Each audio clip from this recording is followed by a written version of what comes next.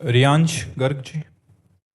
राधे राधे महाराज जी। महाराज जी, मैं प्रतिदिन नाम जप करता हूँ। मेरे पापा मुझे नाम जपने के हर 10,000 नाम जपने पे 200 रुपया देते हैं महाराज जी। इससे मेरे को ज़्यादा पैसे मैं कमा लूंगा तो मैं जल्दी जल्दी नाम जप करता हूँ। तो महाराज जी, मैं लालच तो नहीं कर रहा है, यहाँ करता रहूँ? बहुत धन्यवाद। और आपके पिताजी को भी धन्यवाद जो आप अपने बच्चों को सत्मार्ग में लगाने के लिए ऐसा दुलार करते हैं, प्रलोभन करते हैं। हर माता पिता को ऐसा ही करना चाहिए कि आज हम तुमको आइसक्रीम पवाएंगे, तुम बैठ करके 1000 राधा नाम जप करो।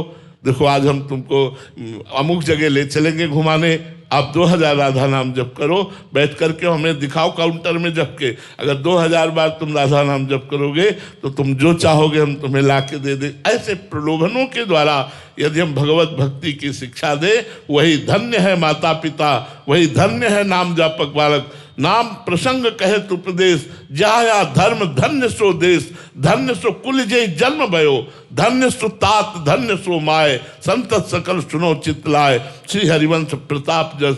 जो नाम जापक है वो कुल धन्य हो जाता है, वो माता धन्य, वो पिता धन्य, वो प्रदेश धन्य हो जाता है जहाँ भगवान का भक्त जन्मता है। तो इनमें जो आप संस्कार डाल रहे हैं, ये संस्कार इनके जवानी में जब फलीभूत होंगे तो ये सदगृहस्थ भागवत होंगे, सदगृहस्थ धार्मिक पुरुष होंगे ये, क्योंकि नाम इनकी बुद्धि को परम पवित्र कर देगा।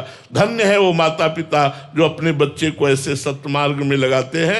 और बच्चों को प्रलोभन दे के लगाना ये कोई बड़ी बात नहीं है और ना ही इसमें कोई निंदनीय बात है, ये आपका कर्तव्य है, ये कर्तव्य। एक बार एकनाथ स्वामी जी जब कीर्तन करते थे महाराष्ट्र के, तो गांव के बहुत से लोग जो इधर उधर समय व्यतीत करते हैं उनको बुलाने के लिए उस समय पाव भर चीनी रखा।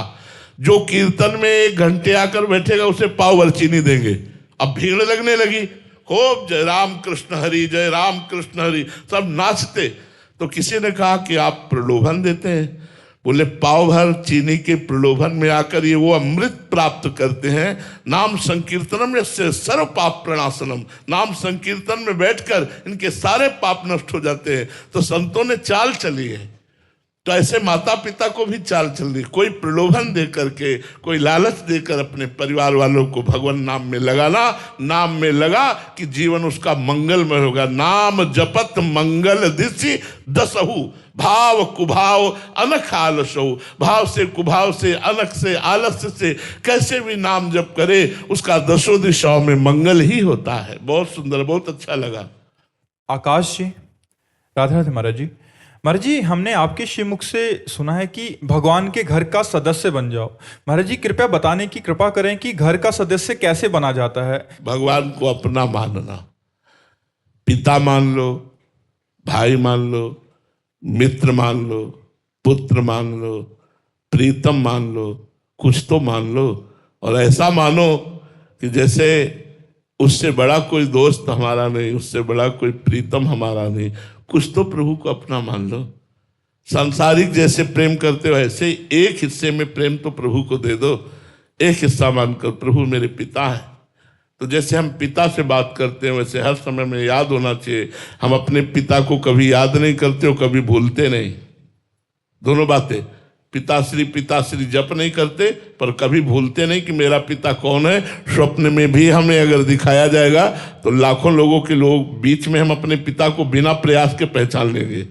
क्यों? हमारा संबंध है, हमारे पिता हैं, हमारे दोस्त हैं, हमारे प्रीतम हैं, हमारे स्वामी हैं, हमारे सखा हैं। हम भगवान से कोई एक अपना संबंध मान ले और उसी संबंध को बार बार चिंतन करें तो भगवान से अपनापन हो जाएगा।